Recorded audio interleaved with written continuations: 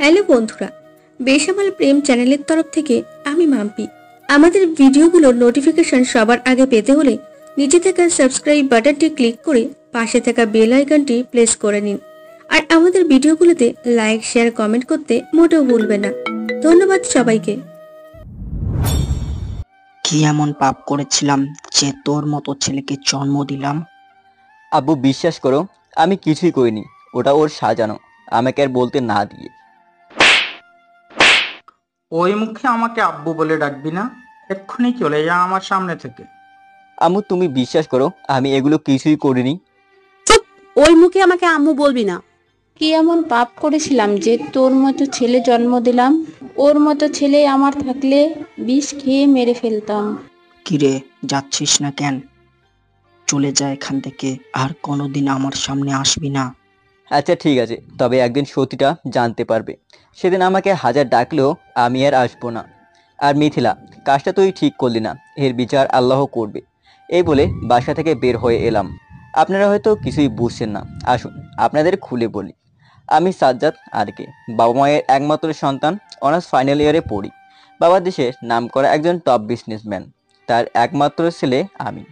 এখন চলুন আপনাদের আমার পুরো কাহিনীটা বলি। আজকে বিকাল 5টায়।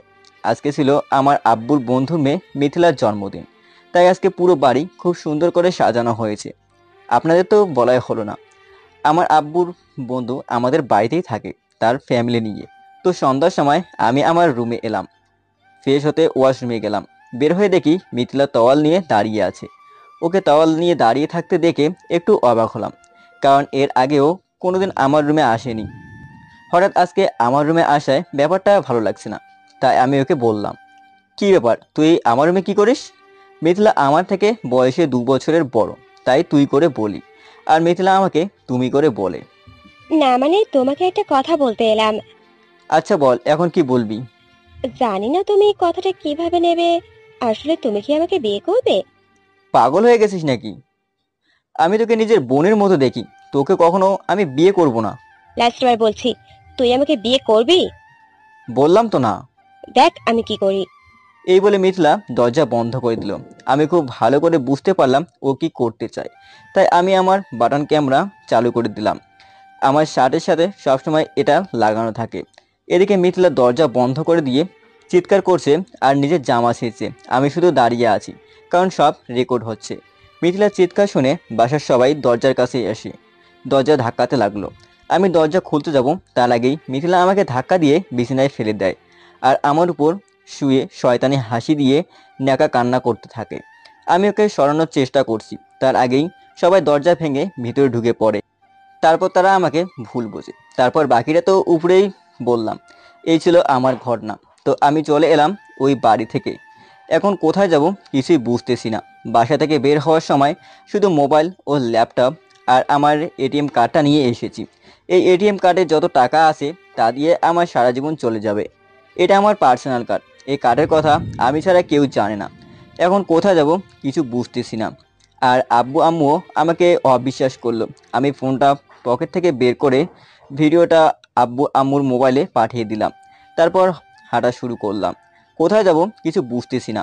মোবাইলটা বের করে দেখি রাত 10টা 30 বাজে। তো আমি এটিএমে ঢুকে গেলাম, কার্ড থেকে 20,000 টাকা তুললাম আর ল্যাপটপটা যত্নে রেখে দিলাম। আপনারা আবার ভাববেন না যে টাকা আমার কার্ডে আছে এটা আমার আব্বুর টাকা। না, এটা আমার ফ্রিল্যান্স থেকে ইনকাম করা টাকা। আর ল্যাপটপটা এর জন্য নিয়ে এসেছি। রাত অনেক হলো, তাই একটা রেস্টুরেন্টে ঢুকে খাবার খেয়ে বের হয়ে বাস স্ট্যান্ডে চলে এসে একটা চেয়ারে বসে পড়লাম। কোথায় যাব এটা ভাবতে লাগলাম। তখন আমার মনে পড়লো ঢাকায় আমি একটা ফ্ল্যাট কিনেছি আমার ফ্রিল্যান্সের টাকা দিয়ে। এটার ব্যাপারে কেউ জানে না। আমার আরও অনেক কিছু আছে যেটার সম্পর্কে আমি ছাড়া কেউ জানে না। তো আমি ঢাকার একটা বাসের টিকিট কাটলাম। তারপর বাসে উঠে গিয়ে নিজের সিটে বসলাম। জীবনে প্রথম আমি বাসে উঠলাম। সব আমার ভাগ্য। আমার পাশের সিটটা এখনও খালি আছে। বাস ছাড়তে এখনও 30 মিনিট বাকি আছে। তাই আমি ভাবলাম কিছু খাবার কিনে আনি। তাই বাস থেকে নেমে কিছু খাবার ও পানি কিনে আনলাম। তারপর বাসে উঠে নিজের সিটে বসে পড়লাম। আমার পাশের সিটে একটা মেয়ে বসেছে। দেখতে মাশাআল্লাহ যে কেউ ক্রাশ খাবে, তবে আমার আবার এইসবের দিকে আগ্রহ নেই। তারপর বাসটা আস্তে আস্তে চলতে শুরু করলো। আমি বাইরের দৃশ্য তাকিয়ে দেখতে লাগলাম। নিজের চিরচেনা শহরটাকে ছেড়ে রওনা দিলাম অচেনা এক জায়গায়, যেখানে কেউ আমাকে চেনে না। কাল থেকে নেমে পড়তে হবে নিজের জীবন যুদ্ধে, এসব ভাবতে লাগলাম। তখন আমার ফোনের কথা মনে পড়লো। আমি ফোনটা পকেট থেকে বের করলাম, তারপর ফোন থেকে সিম কার্ড খুলে ভেঙে বাইরে ফেলে দিলাম। আজকে থেকে আমার আব্বু আম্মু কেউ নেই। যারা আমাকে বিশ্বাস করে না তাদের সাথে আমি কোনো যোগাযোগ রাখতে চাই না। পরে ফোনটা পকেটে ঢোকালাম। আমি আমার পাশের সিটে তাকিয়ে দেখি মেয়েটি আমার দিকে তাকিয়ে আছে। আমি সেদিকে কোনো খেয়াল না করে বাইরে তাকিয়ে রইলাম। কিছুক্ষণ পর মেয়েটি আমাকে বলল, আপনার কি মন খারাপ? কেন বলুন তো? না, আপনাকে দেখে মনে হলো আপনার মন খারাপ। না, তেমন কিছু না। ও, আপনার নাম কি? আমার নাম সাজ্জাদ। আপনার নাম কি? আমার নাম মায়া। অনার্স ফাইনাল ইয়ারে পড়ি। আপনি কিসে পড়েন? আমিও অনার্স ফাইনাল ইয়ারেই পড়ি। ও, তাহলে তো ভালোই। আচ্ছা, আমরা কি ফ্রেন্ড হতে পারি? ঠিক আছে। তাহলে কিন্তু তুমি করে বলতে হবে। ঠিক আছে, তবে আপনাকেও তুমি করে বলতে হবে। আমি তো তুমি করেই বলছি। তুমি তো আমাকে আপনি আপনি করে বলছো। আচ্ছা ঠিক আছে। ওকে, তা তুমি ঢাকায় কি কারণে যাচ্ছ? যাচ্ছি কি আর সাধে? অনেক লম্বা এক কাহিনী, থাক বাদ দাও। আমাকে বলতে পারো, সমস্যা নেই। না থাক। প্লিজ বলো না, কি হয়েছে? মায়ার অনেক জোরাজুরিতে আমি বললাম, আচ্ছা তাহলে শুন। সব ঘটনা খুলে বললাম। আমার পুরো ঘটনা শুনে মায়া আমাকে বলতে লাগলো, তোমার জীবনে এত কষ্ট? আমি ভাবতে পারিনি মিথিলা এত খারাপ একটা কাজ করবে। থাক এসব বাদ দাও, ওদের নিয়ে আমি ভাবতে চাই না। ঠিক আছে, তবে তুমি এখন কোথায় থাকবে? আমার একটা ফ্ল্যাট আছে, সেটার ব্যাপারে আমি ছাড়া কেউ জানে না, তাই আমি আজ থেকে সেখানেই থাকবো। ও, কিন্তু তুমি চলবে কিভাবে? এই যে কার্ড আর ল্যাপটপ, এই কার্ডে যা আছে তা দিয়ে সারা জীবন চলে যাবে। তাছাড়া আমি ফ্রিল্যান্স থেকে টাকা ইনকাম করে চলি, আমার বাবার টাকা ব্যবহার করি না। ও, ঠিক আছে। তারপর আর কেউ কোনো কথা বললাম না। বসে থাকতে থাকতে কখন যে ঘুমিয়ে গেছি জানি না।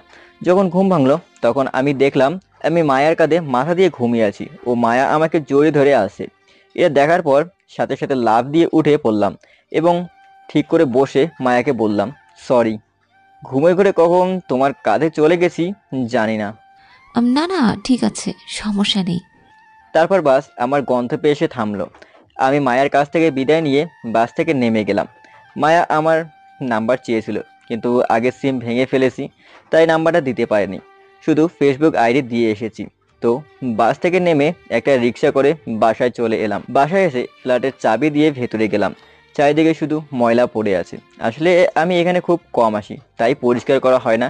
তাই আগে বাসাটা ভালো করে পরিষ্কার করে নিলাম। পরিষ্কার করে শেষে ফ্রেশ হয়ে বাইরে এসে রেস্টুরেন্ট থেকে নাস্তা করলাম। তারপর বাসায় চলে এলাম। সারা রাত ভালোভাবে ঘুমাতে পারিনি, তাই বিছানায় গা এলিয়ে দিতেই ঘুম চলে এলো। ঘুম ভাঙলো বিকাল 5টায়। তাই আর শুয়ে না থেকে উঠে ফ্রেশ হয়ে বাইরে রেস্টুরেন্ট থেকে খাবার করলাম। তারপর বিল দিয়ে রেস্টুরেন্ট থেকে বের হয়ে শপিং মলে চলে গেলাম, কারণ বাড়ি থেকে চলে আসার সময় আমি কোনো কাপড় চোপড় আনিনি। তাই শপিং মলে গিয়ে আমার জামা কাপড় কিনলাম। জামা কাপড় কিনে একটা সিমের দোকানে গেলাম, একটা সিম কিনে বাসায় চলে এলাম। তারপর ডিনার করে ঘুমিয়ে গেলাম। খাবার বাসায় আসার সময় কিনে নিয়ে এসেছিলাম, সেটা খেয়ে ঘুমিয়ে গেলাম। সকালে সকালে ঘুম থেকে উঠে ফ্রেশ হয়ে নিলাম। তারপর বাইরে একটা রেস্টুরেন্টে নাস্তা করলাম।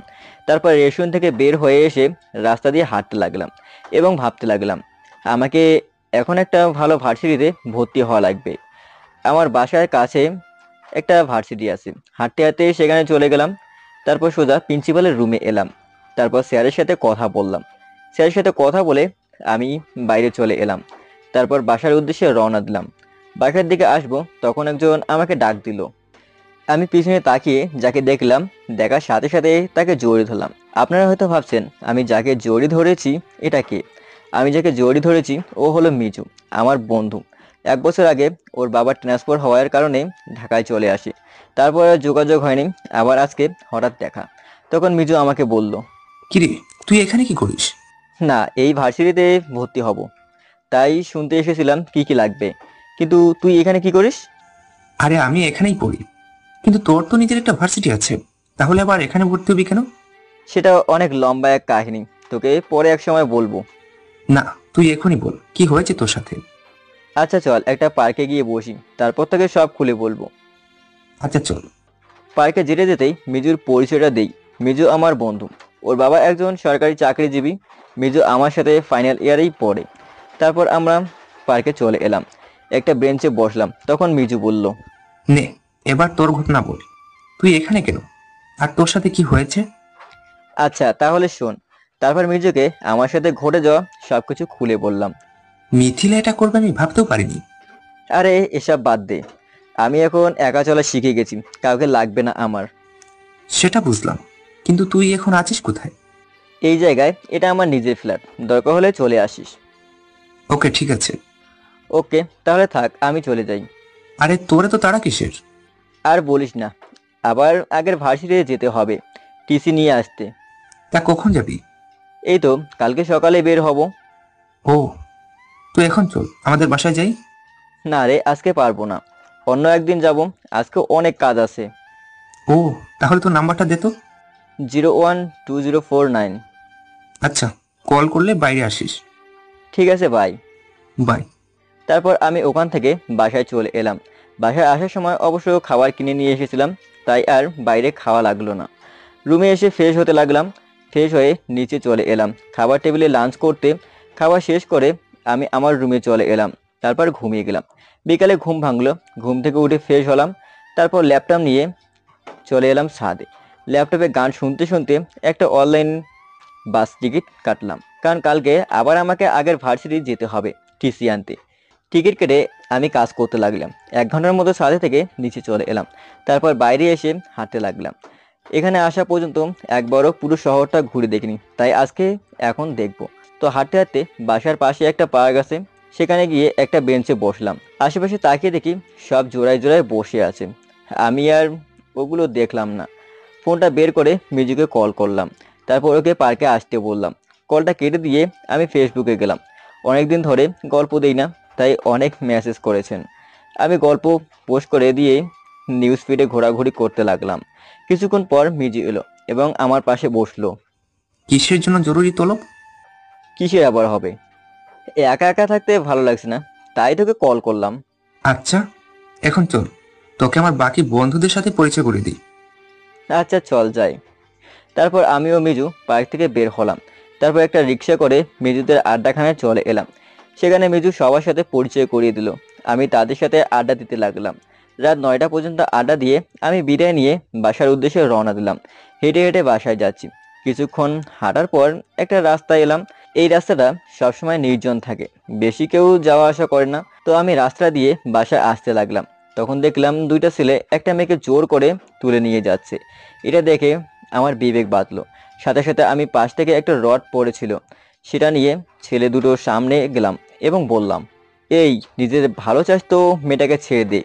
কে রে তুই, আমাদের শিখারে ভাগ বসাস? সরে যা আমাদের সামনে থেকে, না হলে তোকে শেষ করে দেব। এটা শোনার পর আমি আর 1 সেকেন্ড দেরি না করে হাতের রডটা দিয়ে ওদের মারতে লাগলাম। মারতে মারতে ওদের আধমারা করে ফেললাম। তারপর ওরা ভয়ে উঠে দৌড়ে পালালো। আমি মেয়েটার মুখের উপর থেকে ওড়না সরালাম। তারপর যাকে দেখলাম তাকে দেখে আমি রীতিমতো শক খেলাম। ও এই জায়গায় কি করছে? মেয়েটি আর কেউ না, মিথিলা। মিথিলাও আমাকে দেখে অবাক হয়ে গেছে। তখন আমি বললাম, আপনি এখানে কি করেন? মিথিলা আমার মুখে আপনি নাম শুনে বেশ অবাক হলো ও বলল, আপনি কাকে তুমি বলছো? আর তুমি আমার সাথে বাড়িতে ফিরে চলো। সরি, আমি আর সেখানে যাব না। আর আপনি এখানে কি করেন?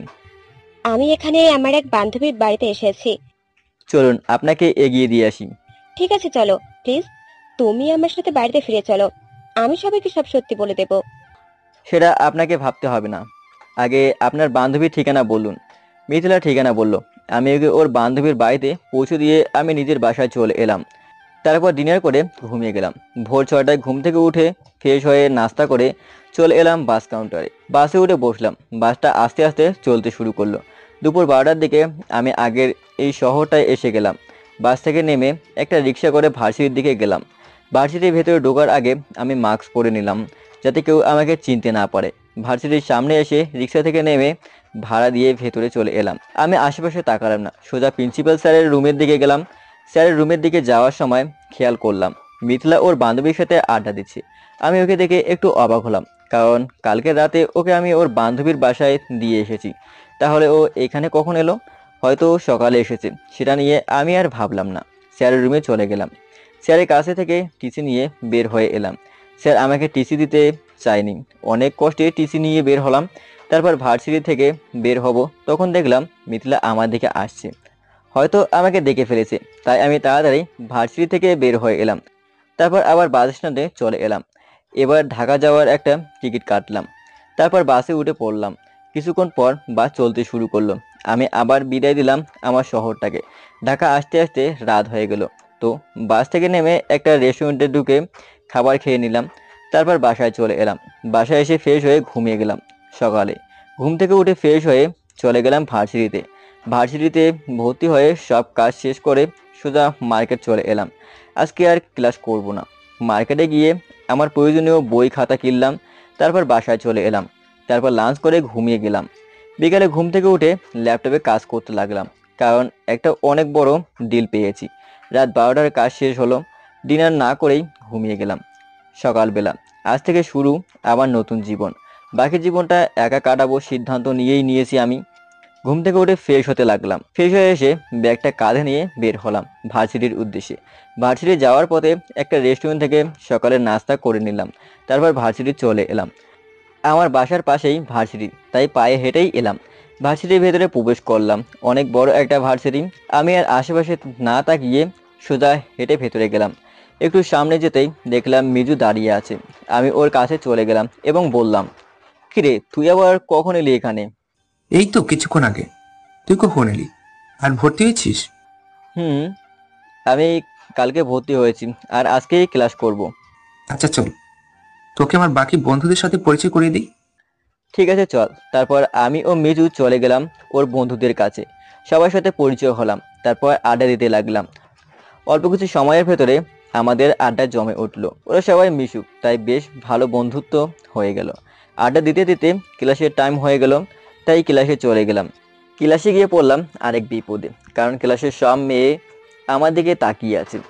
আমার দিকে কেউ তাকিয়ে থাকলে আমার আবার বিরক্ত লাগে, তাই আমি কিছু না বলে একটা বেঞ্চে চুপচাপ বসে পড়লাম।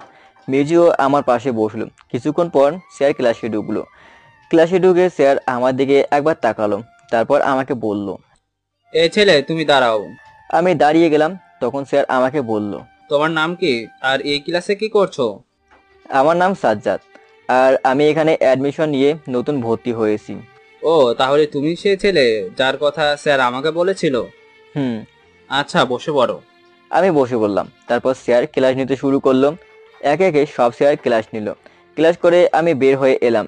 আমি ও মিজু ক্যাম্পাসের ভেতরে দিয়েই হাঁটতেছি। তখন আমার নাম ধরে পেছন থেকে কে যেন ডাক দিল। আমি পেছনে তাকিয়ে দেখি একটা মেয়ে আমাকে ডাকছে। মেয়েটাকে আমার কেমন যেন চেনা চেনা মনে হচ্ছে।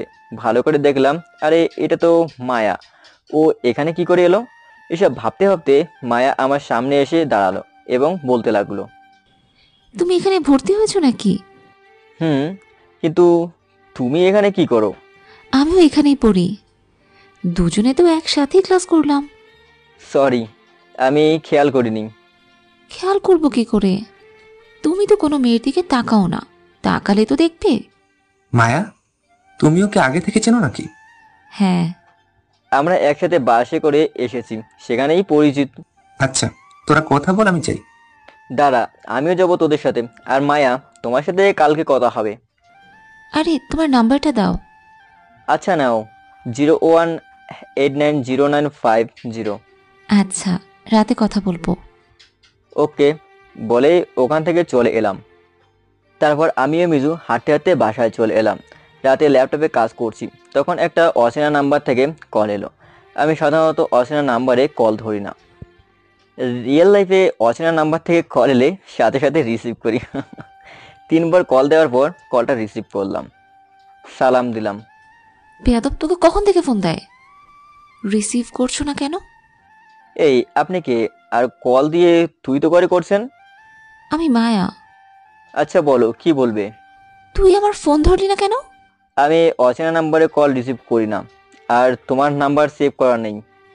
ও, ডিনার করেছো? কিছুক্ষণ আগে করলাম। তুমি? আমি এই মাত্র করলাম। কি করছো তুমি? কাজ করতেছি। তুমি কি করতেছো? আমি একজনের কথা ভাবছি। কার কথা ভাবতেছো? সেটা তো বলা যাবে না। আচ্ছা, তোমার কি কোনো গার্লফ্রেন্ড আছে? আসলে আমার মতো ছেলের আবার গার্লফ্রেন্ড? সত্যি তোমার কোনো গার্লফ্রেন্ড নেই? না, নেই। তবে এবার ভাবছি এবার একটা গার্লফ্রেন্ড বানাই নিব। কি বললি তুই? যদি কোনো মেয়ের দিকে তাকাতে দেখি না, তাহলে তোর খবর আছে। আচ্ছা ঠিক আছে, তাকাবো না। তবে আমাকে একটা কথা বলো তো, তুমি কখনো তুই বলো, আবার কখনো তুমি? আমি রেগে গেলে তুই বলে রাখি, আর শান্ত থাকলে তুমি করে বলি। ও, এখন বুঝলাম।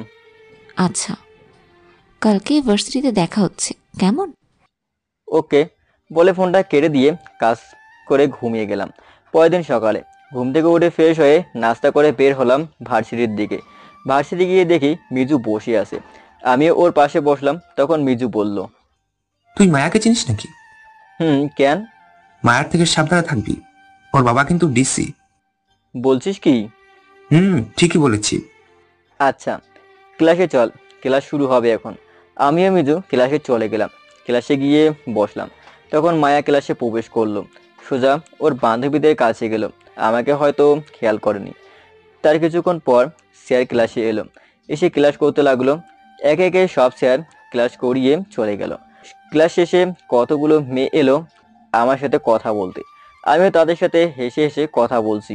হঠাৎ কোথা থেকে যেন মায়া এসে মেয়েগুলোকে চলে যেতে বলল এবং আমার হাত টানতে টানতে বাইরে নিয়ে এলো এবং বলতে লাগলো, এই, তোকে কালকে বলেছি না কোনো মেয়ের সাথে কথা বলবি না? কথা বললে তোমার সমস্যা কোথায়? অনেক সমস্যা, আর যেন কথা বলতে না দেখি। মেয়েদের সাথে কথা বললে না জেলে ঢুকিয়ে দিব। আচ্ছা বলবো না। এখন চলো আমার সাথে। কেন? তোমার সাথে আবার কোথায় যাব? আগে চলো, তারপর দেখতে পাবে। আমি যেতে না চাইলেও আমাকে জোর করে নিয়ে গেল। ওর সাথে রিক্সায় বসলাম। আগে কখনো মেয়েদের সাথে রিক্সায় উঠিনি, আজকেই প্রথম। তাই আমার কেমন যেন আনইজি ফিল হচ্ছে। আমি মাঝখানে অনেক জায়গা বাদ রেখে বসে আছি। সে দেখে মায়া আমাকে বলল, কি ব্যাপার, তুমি এত সরে বসেছো কেন? পড়ে যাবে তো। না আমি ঠিক আছি। চুপ, আমার কাছে এসে বসো। না আমি ঠিক আছি তো। আমার কাছে এসে বসলে তোমার অসুবিধে কোথায়? হ্যাঁ, এই বলে আমার হাত ধরে টান দিল। আমি কিছু বললাম না। কিছুক্ষণ পর রিক্সা একটা শপিং মলের সামনে এসে দাঁড়ালো। আমি রিক্সা থেকে নেমে বললাম, এখানে কিসের জন্য এসেছো? কাজ আছে, ভেতরে চলো। আমি আর কিছু বললাম না। ওর সাথে ভেতরে চলে গেলাম। মায়া প্রথমে ছেলেদের দোকানে গেল, তারপর আমার মাপের কিছু জামা কাপড় কিনলো। তখন আমি বললাম, তুমি আমার মাপের জামা কাপড় কিনছো কেন? চুপচাপ দাঁড়িয়ে থাকো, কোনো কথা বলবে না। আমি চুপচাপ দাঁড়িয়ে থাকলাম। মায়া ছেলেদের জিনিস কেনার পর মেয়েদের দোকানে গেল।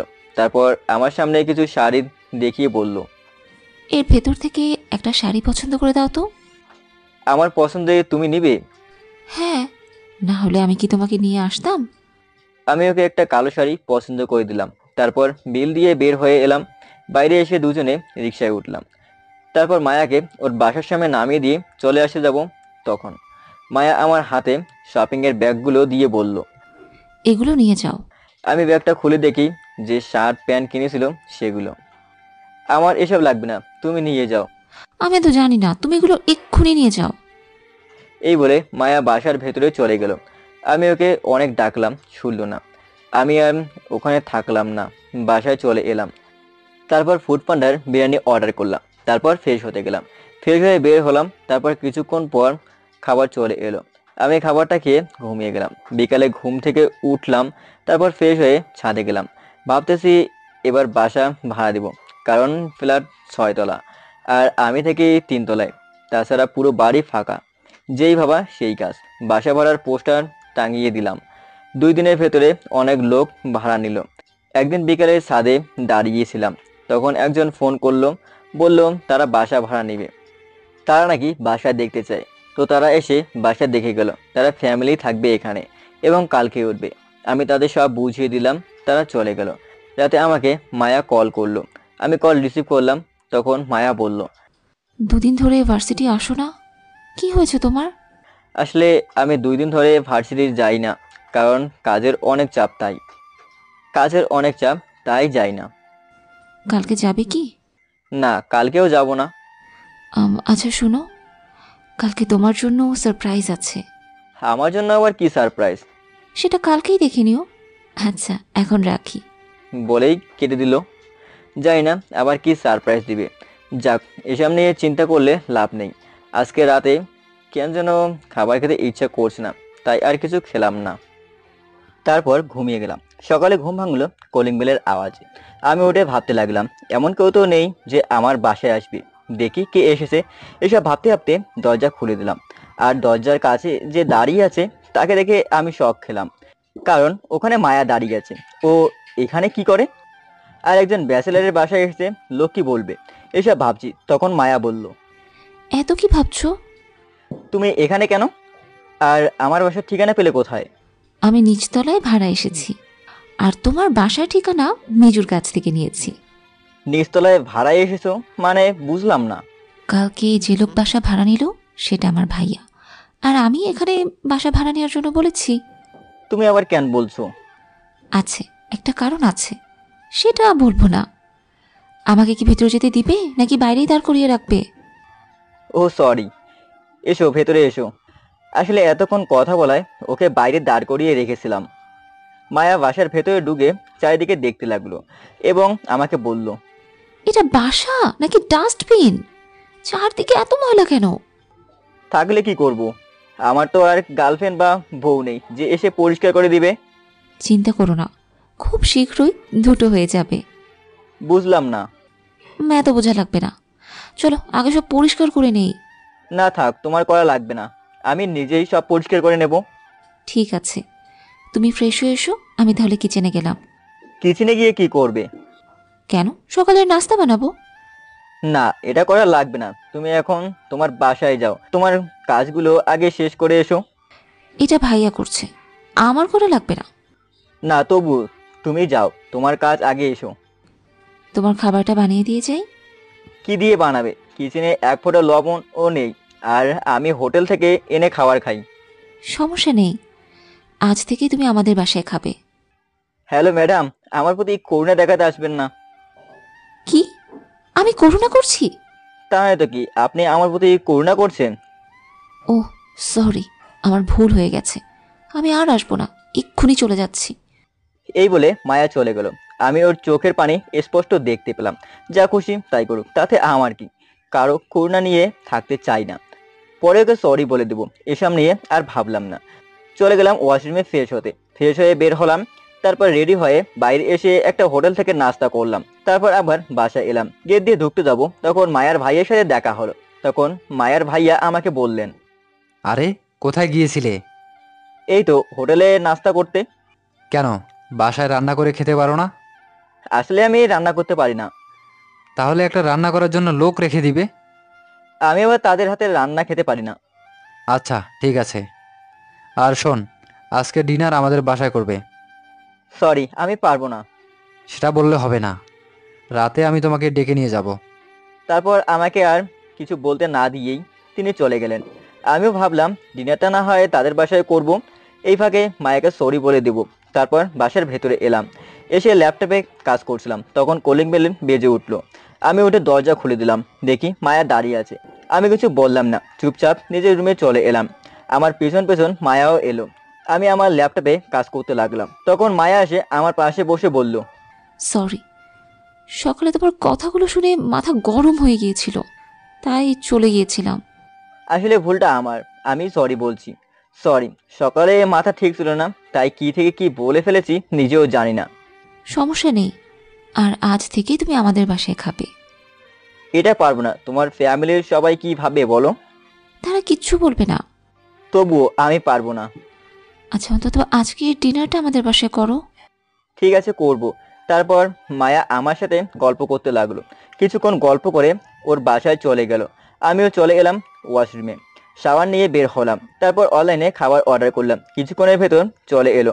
আমি খাবার খেয়ে ঘুমিয়ে গেলাম। বিকালে ঘুম থেকে উঠে ফ্রেশ হয়ে বাইরে এলাম। ভাবছি এবার একটা বাইক কিনবো। আমি যখন আব্বুর ওখানে ছিলাম তখন আমার কাছে 40টা বাইক, 70টা সাইকেল, 30টা গাড়ি ছিল। কিন্তু একটা নাটকের জন্য আমার কাছে আজ কিছুই নেই। যে ভাবা সেই কাজ। চলে গেলাম বাইক কিনতে। অনেকক্ষণ থাকার পর একটা R15 কিনে নিয়ে বাসায় এলাম। সব কাগজ বুঝে নিয়ে এলাম। পেমেন্ট ফুল ক্লিয়ার করে বাসায় এলাম। বাসার গেট দিয়ে ঢুকবো, ঠিক তখন দেখলাম মায়া গেটের কাছে দাঁড়িয়ে আছে। ওর চোখ দেখে বোঝা যাচ্ছে অনেক রেগে আছে। আমি ভেতরে ঢুকে বাইকটা পার্কিং করে বাইক থেকে নিচে নেমে পিছনে ঘুরতেই দেখি মায়া দাঁড়িয়ে আছে।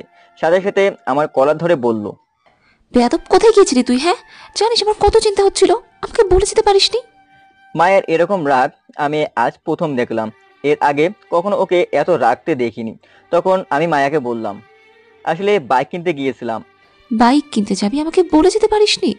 দুজনে একসাথে গিয়ে কিনে আনতাম। তখন তো তোমাকে দেখতে পাইনি, তাই আমি একাই চলে গেছি। এরপর থেকে কোথাও গেলে আমাকে বলে যাবে। এখন রুমে যাও। ঠিক আছে, আর কাল সকালে রেডি থেকো, দুজনে একসাথে ভার্সিটি যাব। ওকে, ঠিক আছে। বলে নিজের রুমে চলে এলাম। ফ্রেশ হয়ে পড়তে বসলাম, কারণ 1 মাস পর ফাইনাল পরীক্ষা। পড়তে পড়তে রাত 9টা বেজে গেল। হঠাৎ কলিং বেল বেজে উঠলো। আমি গিয়ে দরজা খুলে দিয়ে দেখি মায়া দাঁড়িয়ে আছে। তখন আমার মনে পড়লো ওর বাসায় আজকে ডিনার করার কথা আছে। তাই আমি রুমে গিয়ে একটা শার্ট পরে মায়ার সাথে ওদের বাসায় গেলাম। গিয়ে দেখি খাবার টেবিলে সবাই বসে আছে। তখন মায়ার ভাইয়া আমাকে বসতে বলল। আমি একটা চেয়ার টেনে বসে পড়লাম। তারপর আমাকে খাবার দিল। আমি খাওয়া শুরু করলাম। খাওয়ার ভেতরে মায়ার ভাইয়া বলল, সাজ্জাদ, তোমার পড়াশোনা কেমন চলছে? এই তো ভাইয়া, চলছে ভালোই। ও, তা তোমার ব্যাপারে আমি সব শুনেছি, যে তোমার সাথে কি হয়েছে। মায়া আমাকে সব বলেছে। মায়া আপনাকে সবকিছু বলে দিয়েছে? হ্যাঁ, আমাকে সব বলেছে। আর তুমি কি আর ফিরে যেতে চাও না? না ভাইয়া, আমি আর ফিরে যেতে চাই না। আর আমি তাদের কাছে ফিরে গেলে একটা মিথ্যা অপবাদ নিয়ে সারা জীবন থাকতে হবে, এটা আমি চাই না। তাহলে তুমি এখন কি করতে চাও? একটা ছোটখাটো ব্যবসা শুরু করব, আগে পরীক্ষা শেষ হোক। ও, তাহলে শোনো, কাল থেকে তুমি আমাদের বাসায় খাওয়া দাওয়া করবে। কিন্তু এটা কি করে হয়? কোনো কিছু আমি শুনতে চাই না, যেটা বলেছি সেটা করবে। আর কালকে মায়ের বার্থডে, তোমাকে আসতেই হবে। ঠিক আছে। তারপর কোনো কথা বললাম না, চুপচাপ খাওয়া দাওয়া করে বাসায় চলে এলাম। তারপর ঘুমিয়ে গেলাম। সকালে ঘুম ভাঙলো কলিং বেলের আওয়াজে। ঘুম থেকে উঠে দরজা খুলে আমি তো পাগল হয়ে গেছি, কারণ মায়া দরজার কাছে দাঁড়িয়ে আছে। একটা কালো শাড়ি পরে দেখতে একদম পরীর মতো লাগছে। আমি এক নজরে ওর দিকে তাকিয়ে আছি। তখন মায়া বলল, এই, কি দেখো এমন করে? একটা পরীকে দেখি। আর দেখা লাগবে না, এখন ফ্রেশ হয়ে এসো তো, তা না হলে ইউনিভার্সিটিতে যেতে লেট হয়ে যাবে। আচ্ছা, তুমি যাও, আমি আসছি। মায়া চলে গেল। আমি ফ্রেশ হয়ে রেডি হলাম। তারপর ব্যাগটা নিয়ে মায়াদের বাসায় গেলাম। ওখান থেকে নাস্তা করে মায়াকে নিয়ে বের হলাম। বাইকের কাছে এসে বাইক স্টার্ট দিলাম ও মায়াকে উঠতে বললাম। মায়া বাইকে উঠে আমাকে আষ্টে পিষ্টে জড়িয়ে ধরলো। উফ, কীরকম এক অনুভূতি বলে বোঝাতে পারবো না। তখন আমি মায়াকে বললাম, কি ব্যাপার, এত শক্ত করে জড়িয়ে ধরেছে কেন? আমার ইচ্ছে হয়েছে তাই এভাবে ধরেছি। আমি আর কিছুই বললাম না। আমি জানি 1000বার বললেও কাজ হবে না, তাই আর কিছু না বলে ভার্সিটি চলে এলাম। ভার্সিটির ভেতর বাইক নিয়ে ঢুকতেই সবাই আমাদের দিকে তাকিয়ে আছে, ভাবছে আমরা মনে হয় কাপল। আমি বাইক পার্কিং করে দুজনে ক্লাসে গেলাম। তারপর সবগুলো ক্লাস করে বের হয়ে সোজা বাসায় চলে এলাম। বাসায় এসে বাইক গ্যারেজে রেখে আমি রুমে এসে ফ্রেশ হয়ে চলে গেলাম মায়াদের বাসায়। ওখান থেকে লাঞ্চ করে রুমে এসে ঘুমিয়ে গেলাম। বিকালে ঘুম থেকে উঠে একটু মার্কেট গেলাম, কারণ মায়ের জন্মদিন, তাই একটা আংটি কিনলাম। তারপর বাসায় চলে এলাম। সন্ধ্যাবেলা রেডি হয়ে আংটিটা নিয়ে চলে এলাম মায়াদের বাসায়। বেশ ভালোই আয়োজন করেছে, অনেক লোকজন এসেছে। আমি সোজা মায়ের কাছে গিয়ে উইশ করলাম। তখন মায়া যা বলল তা শুনে আমি অবাক, কারণ মায়া বলল, কি ব্যাপার, আজকে এরকম ভাবে এসেছো? দেখতে তো পুরাই নায়কের মতো লাগছে। আমি তো ক্রাশ খেয়েছি। আমি তো কিছুই না, তুমি আজ যেভাবে সেজেছো তাতে এখানকার সব ছেলেই ক্রাশ খেয়েছে। তাহলে তুমি ঠিক আছো কিভাবে? আরে আমি তো তোমাকে বন্ধু মনে করি, তাই এসব আমার হয় না। এই কথা বলতেই মায়া আমার দিকে রাগি লুকে তাকালো ও বলল, যাও, আমার চোখের সামনে থেকে যাও। ঠিক আছে, তাহলে বাসায় চলে গেলাম। তোমাকে কি আমি বাসায় যেতে বলেছি? তুমি তো বললে যে তোমার সামনে থেকে চলে যেতে। ঠিক আছে, যেতে হবে না, তুমি এখানেই থাকো। ওকে। আমি এদিক ওদিক ঘোরাফেরা করছি। কিছুক্ষণ পর মায়া কেক কাটলো। কেক সবাইকে খাইয়ে দিল। তারপর মায়া সবার সামনে বলতে লাগলো, আজকে আমি আমার ভালোবাসার মানুষটির সাথে সবাইকে পরিচয় করিয়ে দিতে চাই। কে এসে? সাজ্জাদ, যেদিন প্রথম তোমায় বাসের ভেতর দেখি তখন তোমাকে অনেক ভালো লেগে যায়, তাই তোমার সাথে বন্ধুত্ব করি। তারপর তোমার সাথে হওয়া ঘটনা শুনি, তখন তোমাকে আরও ভালো লেগে যায়। তারপর তোমার সাথে ভার্সিটিতে দেখা হবার পর আমি অনেক খুশি হয়ে যাই। পরে তোমার সাথে বন্ধুত্ব করে সাথে থাকতে থাকতে কখন যে ভালোবেসে ফেলেছি আমি নিজেও জানি না। I love you Sajjad. বাড়িতে উপস্থিত সবাই আমার দিকে তাকিয়ে আছে। আমার উত্তর কি হবে তাই আমি বললাম, সেটা সম্ভব নয় মায়া, আমি এটা পারবো না। এই বলে বাড়ি থেকে বের হয়ে সোজা বাসায় চলে এলাম। তারপর ফ্রেশ হয়ে নিলাম, তখন কলিং বেল বেজে উঠলো। আমি গিয়ে খুলে দেখি মায়ার ভাই দাঁড়িয়ে আছে। তখন আমি বললাম, আরে ভাইয়া ভেতরে আসেন। আমি ভেতরে যাব না। আমার বোন তোমাকে অনেক ভালোবাসে, প্লিজ তুমি ওকে ফিরিয়ে দিও না। এটা কি করে হয়? আমার কাছে ওকে খাওয়ার মতো কিছুই নেই। সেটা নিয়ে তোমাকে ভাবতে হবে না, তাড়াতাড়ি চলো, মায়া পাগলামি শুরু করে দিয়েছে। আচ্ছা চলুন। তারপর আমি ও মায়ার ভাই মায়াদের বাসায় এলাম। আপনারা ভাবছেন আমি ওকে ভালোবাসি কিনা, আসলে আমি ওকে অনেক ভালোবাসি, কিন্তু বলতে পারি না, কারণ ওকে আমার কাছে রাখবো কোথায় সেটা ভেবে। মায়াদের বাসায় এসে দেখি সবকিছু ভাঙা। আমাকে দেখে মায়ার আম্মু দৌড়ে এসে বলল, আমার মেয়েকে তুমি মেনে নাও, না হলেও বাঁচবে না। আন্টি আমি ওকে মেনে নিলে বিয়ের পর খাওয়াবো কি, থাকবো কোথায়? সেটা নিয়ে তোমার ভাবতে হবে না, সেটা আমি দেখব। এখন তুমি তাড়াতাড়ি মায়ের কাছে যাও। আমি আর কোনো কথা না বলেন সোজা মায়ের রুমে চলে এলাম। দরজা খোলা ছিল, তাই আর কষ্ট হয়নি। আমি ভেতরে ঢুকে দরজা লাগিয়ে দিলাম এবং একটু এগোতেই দেখি মায়া বিছানায় শুয়ে শুয়ে কান্না করছে। এখন নিজেকে কেমন যেন অপরাধী মনে হলো, আমার জন্য মেয়েটা কান্না করছে। আমি মায়ার পেছনে গিয়ে ওকে জড়িয়ে ধরলাম। মায়া চমকে উঠে পেছনে তাকিয়ে দেখে যে আমি তাকে জড়িয়ে ধরেছি। তখন মায়া নিজেকে আমার কাছ থেকে ছাড়িয়ে নিয়ে বলল, তুই এখানে কেন এসেছিস? যা, চলে যা এখান থেকে। আমি আমার বউয়ের রুমে এসেছি, তাতে তোমার কি? কে তোর বউ? কেন, তুমি আমার হবু বউ। আমি তোমাকে বিয়ে করব না, এক্ষুনি এখান থেকে বের হয়ে যাও। সত্যিই চলে যাব? হ্যাঁ, তাড়াতাড়ি চলে যাও। ওকে, পরে কিন্তু ডাকলে আর আসবো না। এই বলে আমি উঠতে যাব, ঠিক তখনই মায়া আমার সামনে এসে আমাকে ধাক্কা দিয়ে বিছানায় ফেলে দেয় আর আমার উপর বসে পড়ে। আমি কিছু বলতে যাব তার আগেই মায়া 4 ঠোঁট এক করে দিল। 4 মিনিট পর মায়া আমাকে ছেড়ে দিয়ে হাঁপাতে থাকে, আমিও হাঁপাতে থাকি। আমার হাঁপানো দেখে মায়া হাসতে থাকে আর বলতে থাকে, আমাকে ছেড়ে যাওয়ার কথা বললে না, তোমার পা ভেঙে দিব। ঠিক আছে, কখনো যাব না। এই বলে মায়াকে জড়িয়ে ধরলাম। মায়াও আমার বুকের উপর শুয়ে পড়লো। এভাবে অনেকক্ষণ থাকার পর আমি মায়াকে বললাম, আচ্ছা তুমি তোমার ভাইয়াকে আমাদের কথা আগে থেকে বলেছিলে নাকি? আমি শুধু ভাইয়াকে না, বাসার সবাইকে তোমার কথা বলে রেখেছি, আর সবার তোমাকে পছন্দ হয়েছে। ও আচ্ছা, এখন ছাড়ো, আমি বাসায় চলে যাব। না, আমি যেতে দিব না, আজকে তুমি আমার কাছেই থাকবে। দেখো এখনো কিন্তু বিয়ে হয়নি, তাই এটা আর বলবে না। এখন চলো খাবার খেয়ে আসি। না, আমি খাবো না। তুমি যদি খাইয়ে দাও তাহলে খাবো, না হলে আজকে আমি খাবো না। ঠিক আছে, তুমি বসো, আমি খাবার নিয়ে আসছি। আচ্ছা যাও। আমি নিচে এসে মায়ের ভাবিকে বললাম খাবার দিতে। তিনি খাবার বেড়ে দিল। আমি সেটা নিয়ে সোজা উপরে চলে এলাম। রুমে এসে মায়াকে ফ্রেশ হয়ে আসতে বললাম, কারণ কেঁদে কেঁদে মুখের 12টা বাজিয়ে নিয়েছে। মায়া ফ্রেশ হয়ে এসে বসলো।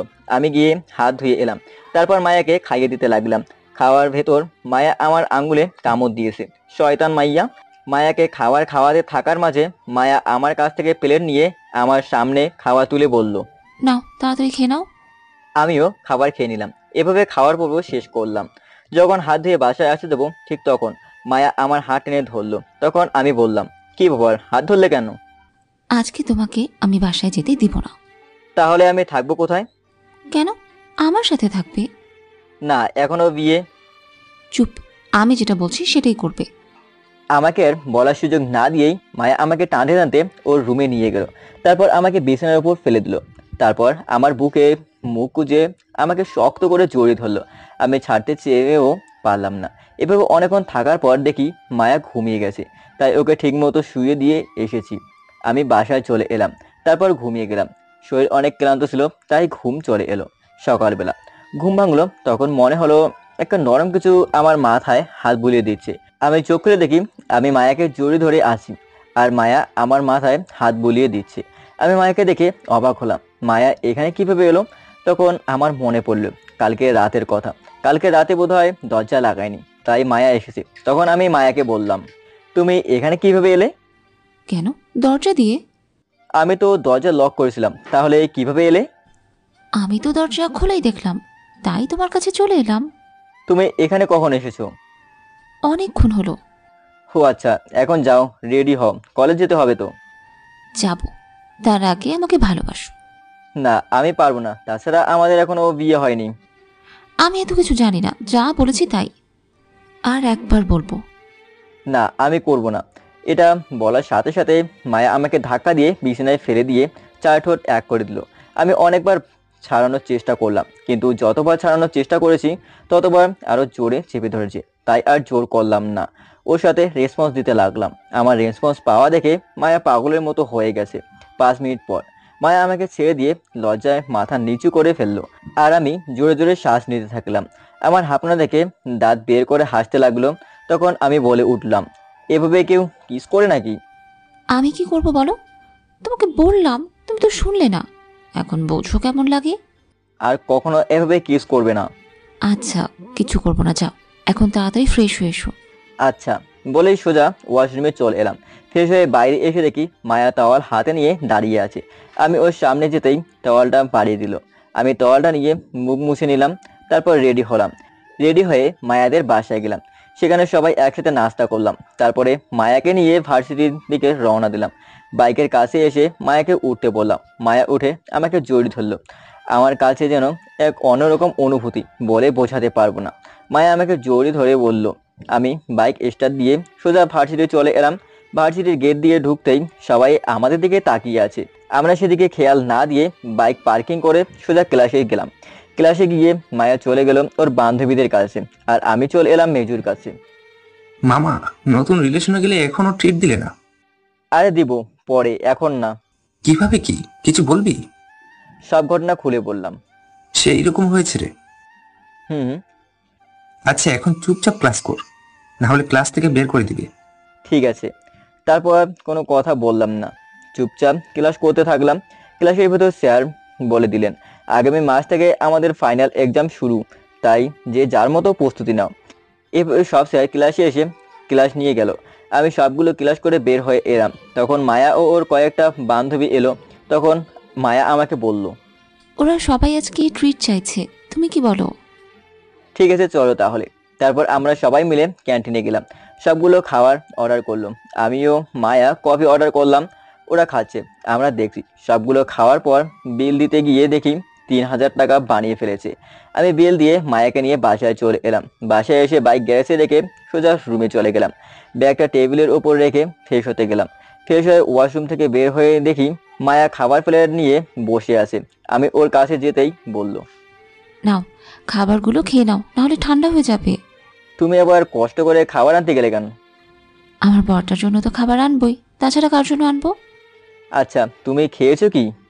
না, আগে তুমি খাবে, তারপর আমি খাবো। সেটা বললে হবে না, দুজনে একসাথে খাবো। তুমি যদি আমাকে খাইয়ে দাও তাহলে আমি খাবো। আচ্ছা ঠিক আছে, হা করো, খাইয়ে দিই। এই বলে মায়ের মুখের সামনে খাবার তুললাম। তারপর মায়াকে খাইয়ে দিতে লাগলাম। মায়া আমাকে খাইয়ে দিতে লাগলো। এভাবেই খাওয়া শেষ করে মায়া প্লেট নিয়ে চলে গেল, আর আমি ঘুমিয়ে পড়লাম। বিকালে ঘুম ভাঙলো মায়ের ডাকে। আমি ওঠার পর মায়া আমাকে বলল, যাও তাড়াতাড়ি ফ্রেশ হয়ে এসো। কেন? আজকে বাইরে ঘুরতে যাব, এখন যাও তাড়াতাড়ি ফ্রেশ হয়ে এসো। আচ্ছা ঠিক আছে, তুমি রেডি হয়ে এসো। আচ্ছা আমি যাচ্ছি, তুমিও তাড়াতাড়ি রেডি হও। এই বলে মায়া ওর বাসায় চলে গেল। আমি বিছানা ছেড়ে সোজা ওয়াশরুমে চলে গেলাম।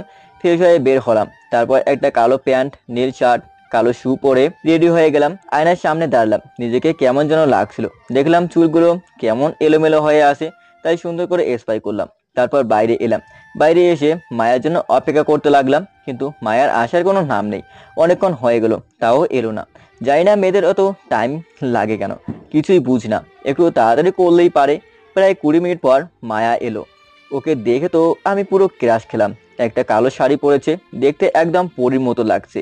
মায়া এমনিতেই অনেক সুন্দর, তার উপর আবার শাড়ি, আটা ময়দা মেখেছে, আরো সুন্দর লাগছে। আমি একখানে ওর দিকে তাকিয়ে আছি। মায়া যখন খেয়াল করলো আমি ওর দিকে তাকিয়ে আছি, তখন লজ্জায় মাথা নিচু করে বলল, এইভাবে কি দেখো? শুধু ওর দিকে তাকিয়ে আছি, কোনো কথা বলছি না। কি দেখো এমন করে? কেন, তোমাকে দেখি। আমাকে দেখার কি আছে? আজকে তোমাকে অনেক সুন্দর লাগছে। তোমাকেও অনেক সুন্দর লাগছে। এখন চলো, না হলে দেরি হয়ে যাবে। আচ্ছা, বাইকে ওঠো। না, আজকে বাইকে যাব না, রিক্সা নিয়ে পুরো শহর ঘুরবো। ঠিক আছে, তাহলে তুমি দাঁড়াও, আমি গিয়ে রিক্সা নিয়ে আসছি। আচ্ছা যাও। আমি গিয়ে একটা রিক্সা ডাক দিয়ে নিয়ে এলাম। তারপর দুজনে রিক্সায় উঠে বসলাম। তারপর রিক্সা চলতে শুরু করলো।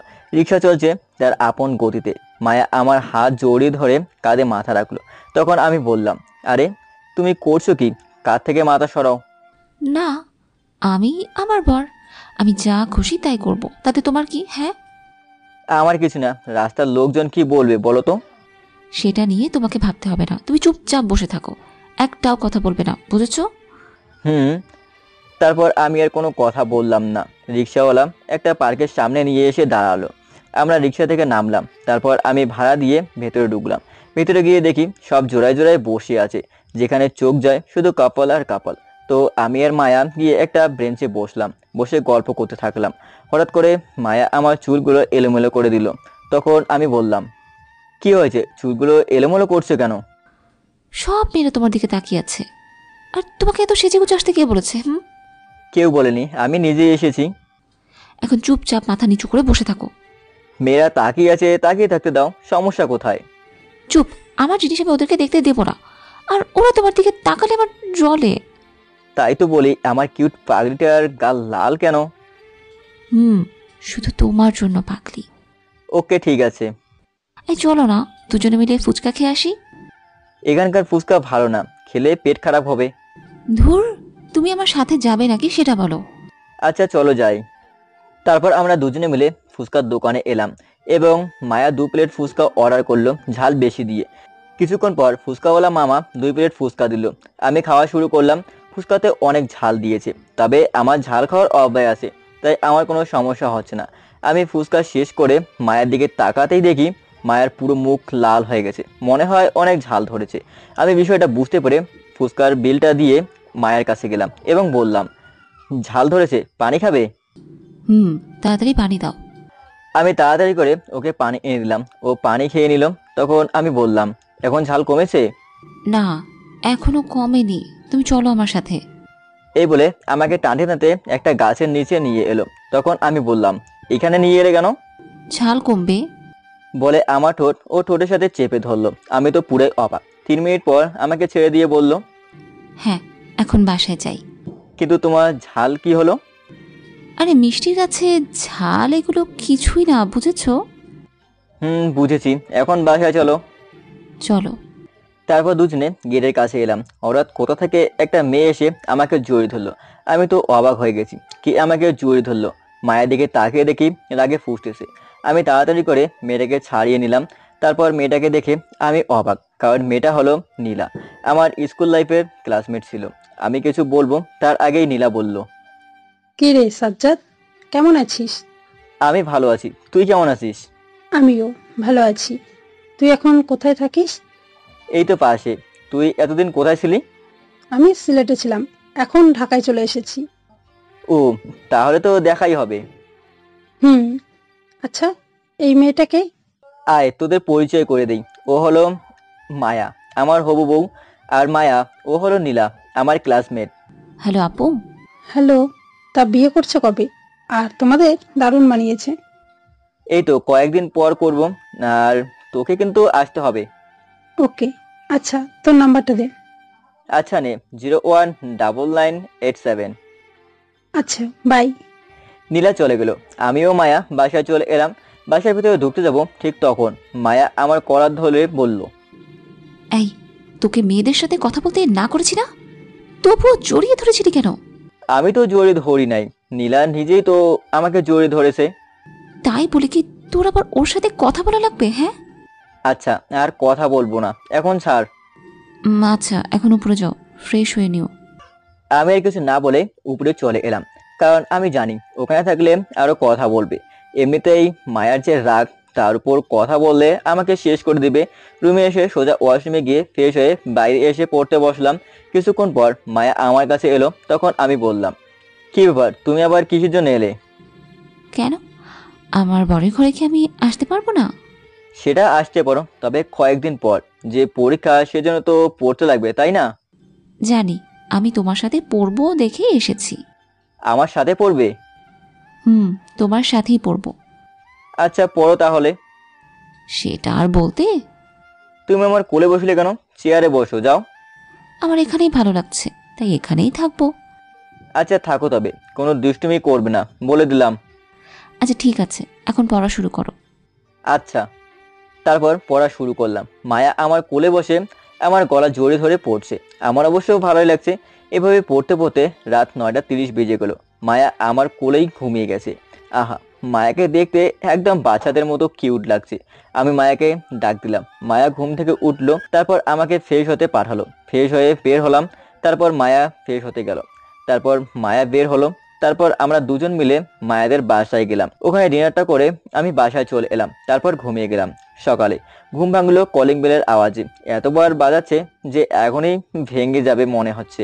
আমি জানি এই কাজটা মায়া ছাড়া আর কেউ করতে পারে না। তাই দরজা খুলে দেখি মায়া দাঁড়িয়ে আছে, হাতে খাবারের প্লেট নিয়ে আমাকে সরিয়ে ভেতরে ঢুকে গেল। খাবারের প্লেটটা টেবিলে রেখে আমাকে বলল, যাও তাড়াতাড়ি ফ্রেশ হয়ে এসো, ভার্সিটিতে যেতে হবে। ঠিক আছে যাচ্ছি, কিন্তু তুমি খাবার নিয়ে এলে কেন? আমার ইচ্ছে হয়েছে তাই নিয়ে এসেছি, তাতে তোমার কোনো সমস্যা? না, আমার আবার কি সমস্যা থাকবে? তাহলে এই কথা বলছো কেন? যাও এখন ফ্রেশ হয়ে এসো।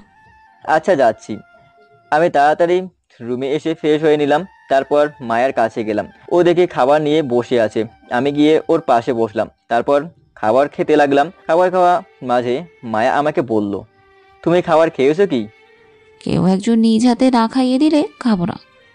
আমি বুঝে গেছি ও এখনো খায় নাই, তাই আমি ওকে খাইয়ে দিতে লাগলাম আর আমিও খেতে লাগলাম। খাওয়ার পর্ব শেষ করে আমি রেডি হলাম ভার্সিটি যাওয়ার উদ্দেশ্যে। রেডি হয়ে আমি ও মায়ার নিচে এলাম। তারপর বাইকে করে রওনা দিলাম ভার্সিটির উদ্দেশ্যে। আজকে ও মায়া আমাকে জড়িয়ে ধরে আছে। আগের মতো স্টাইলে ভার্সিটির ভেতরে গেলাম। বাইক পার্কিং করে ক্যাম্পাসের দিকে যাচ্ছি, তখন একটা মেয়েকে দেখে আমি থমকে গেলাম। কারণ মেয়েটা আর কেউ না, নীলা। মায়ার বান্ধবীদের সাথে আড্ডা দিতেছে। আমি ও মায়া ওদের কাছে যেতেই নীলা বলল, আরে তোমরা এখানে কি করো?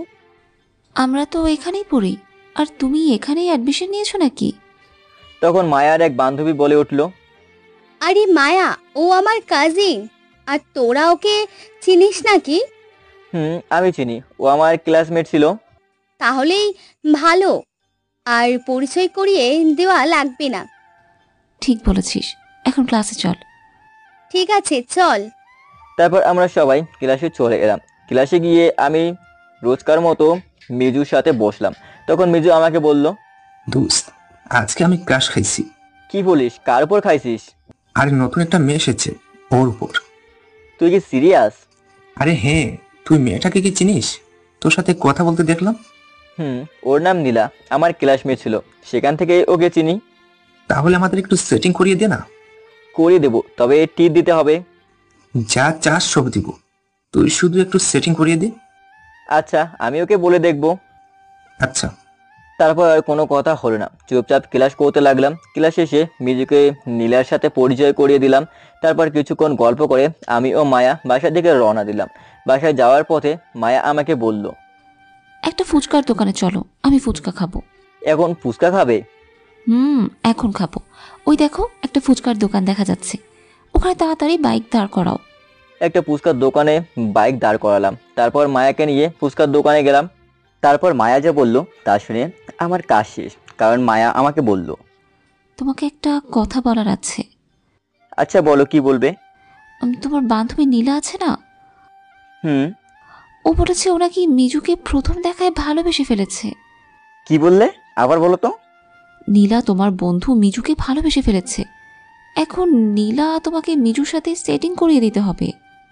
তুমি সত্যি বলছো? মিজু তো নীলাকে দেখে ভালোবেসে ফেলেছে। যাক, তাহলে তো ভালোই হয়েছে, কালকে ওদের দুজনকে এক করে দিব। ওকে। তারপর মায়াকে ফুচকা খাইয়ে নিয়ে বাসায় চলে এলাম। তারপর আমি রুমে এসে ফ্রেশ হয়ে এসে লাঞ্চ করে ঘুমিয়ে গেলাম। বিকালে ঘুম থেকে উঠে ফ্রেশ হয়ে একটু ছাদে গেলাম। ছাদে গিয়ে চারপাশটা উপভোগ করতে লাগলাম। তখন আমি কারোর পায়ের শব্দ পেলাম। পিছনে তাকিয়ে দেখি মায়া আসছে, ও হাতে একটা কফির মগ নিয়ে। মায়া আমার কাছে এসে কফির মগটা আমার দিকে বাড়িয়ে দিয়ে বলল, নাও কফি খাও। একটা কেন, তুমি খাবে না? আমি পরে খাবো, সেটা নিয়ে তোমাকে ভাবতে হবে না। আমি কফির মগটা নিয়ে কফি খেতে লাগলাম। আমার কফি অর্ধেক কাপ শেষ হতেই মায়া কফির মগটা নিয়ে বলল, বাকিটা আমি খাবো। আমি কিছু বললাম না। আরও কিছুক্ষণ ছাদে থেকে রুমে চলে এলাম। তারপর ফ্রেশ হয়ে পড়তে বসলাম। পড়তে পড়তে রাত 10টা বেজে গেল। মায়া এসে ডিনার করার জন্য ডেকে গেল। আমি গিয়ে ডিনার করে এসে ঘুমিয়ে গেলাম। এভাবে চলছে আমার দিন। দেখতে দেখতে পরীক্ষা চলে এলো। একে একে সব পরীক্ষা শেষ হয়ে গেল। মিজিও নীলাকে এক করে দিয়েছি। তো শেষ পরীক্ষার দিন। পরীক্ষা দিয়ে সবাই মাঠের ভেতর বসে আছি, কারণ আজকেই শেষ দিন। আজকের পর হয়তো আর কারোর সাথে দেখা নাও হতে পারে। তারপর সবার সাথে কথা বলে বাসায় চলে এলাম। দেখতে দেখতে রেজাল্টের দিন চলে এলো। আমিও মায়া ভার্সিটি গেলাম রেজাল্ট দেখতে। আমি নিজের রেজাল্ট দেখে অবাক, কারণ আমি জিপিএ 5 পেয়েছি আর মায়া জিপিএ 4.89 পেয়েছে। আমি রেজাল্ট দেখে খুশিতে মায়াকে জড়িয়ে ধরলাম। মায়াও আমাকে জড়িয়ে ধরলো। তারপর আমি মিষ্টি কিনে নিয়ে বাসায় এসে সবাইকে মিষ্টি মুখ করালাম। তারপর সবাই একসাথে লাঞ্চ করলাম। পরে আমি বাসায় এসে ঘুমিয়ে গেলাম। বিকালে ঘুম থেকে উঠে ল্যাপটপটা নিয়ে ছাদে গেলাম। নিজের ব্যাংক অ্যাকাউন্ট চেক করলাম। 278 কোটি টাকা আছে, যে টাকা আমি ফ্রিল্যান্সিং থেকে ইনকাম করেছি। আর এর ভেতর কিছু টাকা আমার হাত খরচ থেকে বেঁচে গেলে আমি আমার অ্যাকাউন্টে জমা করতাম। এখন ভাবছি এই টাকা দিয়ে একটা বিজনেস শুরু করব। তখন ছাদে মায়া ও মায়ার ভাই এলো। তখন আমি বললাম, হ্যাঁ রে ভাইয়া, কেমন আছেন? এই তো ভালো, তুমি কেমন আছো? আমিও ভালো আছি। এখানে বসে থেকে কি ভাবছো? ভাইয়া, একটা বিজনেস শুরু করব, তার প্ল্যান করছি। আচ্ছা শোনো, আমার এক কাজিন বিজনেস শুরু করবে, তার একটা পার্টনার লাগবে। তুমি চাইলে তার সাথে বিজনেস শুরু করতে পারো। তাহলে তো ভালোই হলো, আমারও একটা পার্টনার লাগতো আর কি। তুমি যদি বলো তাকে এখানে আসতে বলি। ঠিক আছে, বলুন। মায়ের ভাই গিয়ে লোকটাকে ফোন করে আসতে বলে ছাদ থেকে চলে গেল। তখন মায়া আমার কাছে এসে বলল, আচ্ছা আমরা বিয়ে করছি কবে? এখনো অনেক দেরি, আগে আমি এই বিজনেসে সাকসেসফুল হই তারপর। না, আমি এত দেরি করতে পারবো না।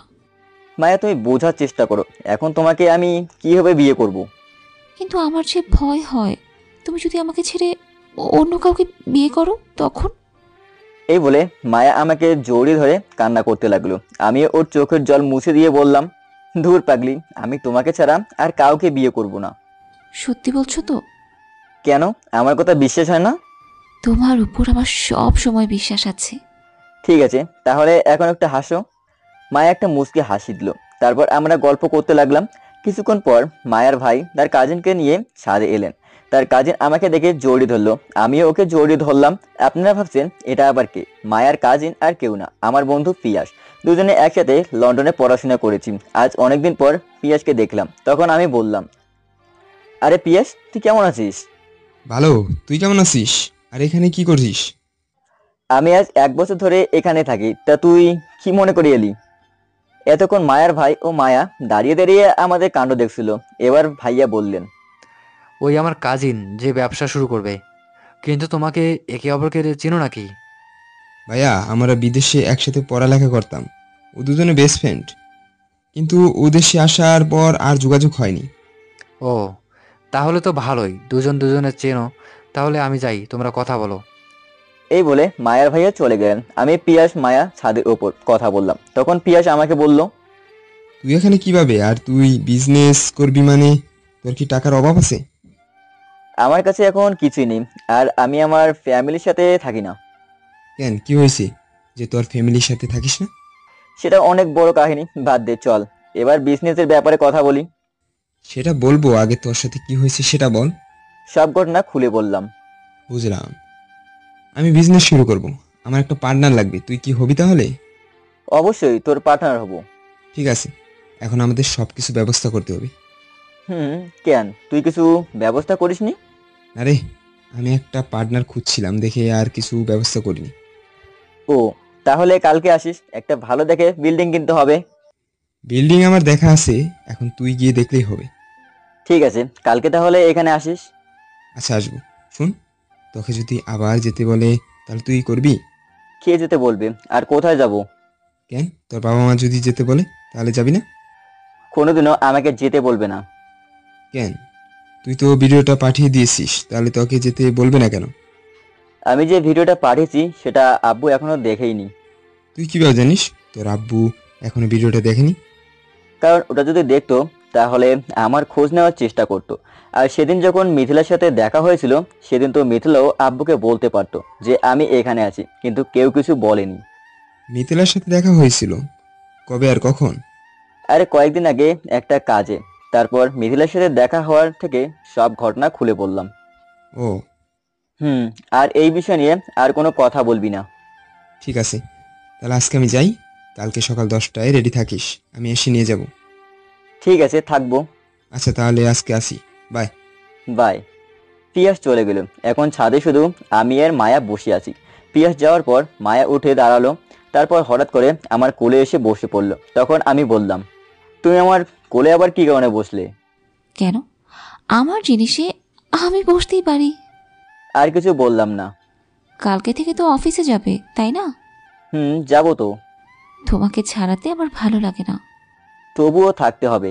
এই বলো। বলছিলাম কি বলছিলে? আমাকে একটু ভালোবাসবে? সেটা এখন না, বিয়ের পর যত খুশি আদর খেও। ঠিক আছে, করছি। এই বলে মায়ের কপালে একটা ভালোবাসার পরশ এঁকে দিলাম। তারপর দেখি মায়া আমার দিকে রাগি লুকে তাকিয়ে আছে। তখন আমি মায়াকে বললাম, কি হয়েছে? কি হয়েছে তুই জানিস না? আমি আবার কি জানবো? তুই এটা কি করলি? কেন, তোমাকে কিস করলাম। বেয়াদব, এমন ভাবে কেউ কিছু করে নাকি? আর আমি তো জানি না কিস কিভাবে করে, আর আমি কাউকে কখনো কিস করিনি। দাঁড়া, আমি শেখাচ্ছি। এই বলে মায়া আমাকে টান দিয়ে ও ঠোঁটের সাথে আমার ঠোঁট মিলিয়ে দিল। আমি এবার ছাড়ানোর চেষ্টা করলাম না, কারণ মায়া এখন অনেক পরিমাণে রেগে আছে, তাতে রেগে ফেটে যেতে পারে। 4 মিনিট পর মায়া আমাকে ছেড়ে দিল। আমি হাঁপাতে থাকলাম, মায়াও হাঁপাতে থাকলো। আমি জোরে জোরে দম নিচ্ছি। তখন মায়া বলল, এইটা ঠিক আছে, বুঝেছো? বুঝেছি। আচ্ছা, এখন চলো নিচে যাই। সকালে তো আবার তোমাকে পিয়াসের সাথে যেতে হবে। চলো নিচে যাই, অনেক রাত হয়ে গেছে। চলো। তারপর আমিও মায়া তাড়াতাড়ি করে নিচে চলে এলাম। মায়া ওর বাসায় গেল, আমি আমার বাসায় এলাম। তারপর ফ্রেশ হয়ে একটু ফেসবুকে গেলাম। ফেসবুকে কিছুক্ষণ ঘোরাফেরা করে অফলাইনে চলে এলাম। তখন কলিং বেল বেজে উঠলো। আমি গিয়ে দরজা খুলে দেখি মায়া দাঁড়িয়ে আছে। আমি কিছু বলবো তার আগেই মায়া বলল, চলো, তোমাকে ডিনার করার জন্য ডাকছে। ঠিক আছে চলো। তারপর আমি ও মায়া দুজনে একসাথে মায়াদের বাসায় এলাম। মায়াদের বাসায় এসে দেখি সবাই বসে আছে, শুধু আমি ছাড়া। আমি গিয়ে ওদের সাথে বসলাম। তারপর খাওয়া শুরু করলাম। খাওয়ার মাঝখানে মায়ার ভাইয়া বলে উঠলো,